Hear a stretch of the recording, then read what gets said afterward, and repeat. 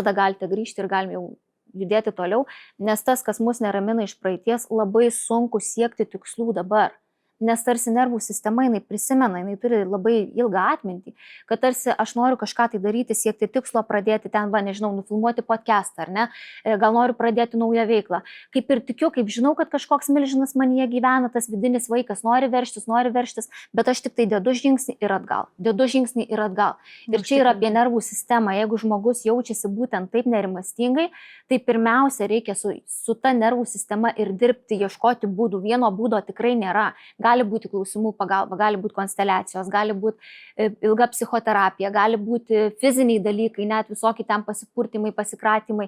Žodžiu, bandykit viską, bet nervų sistema turi išsikalbėti, turi nusiraminti ir iš ramybės būsenos turite eiti ir daryti tikslus, kažką tai veikimą, žodžiu, žingsnis po žingsnio. Aš esu girdėjusi iš vieno verslo savininko, yra su manimi pasidalinęs, kad jis lanko ir jis tuo metu kaip tik augina savo verslą, šiuo metu augina savo verslą ir jisai vaikšto ir į psichoterapiją, ir vaikšto pas coachingo specialistą.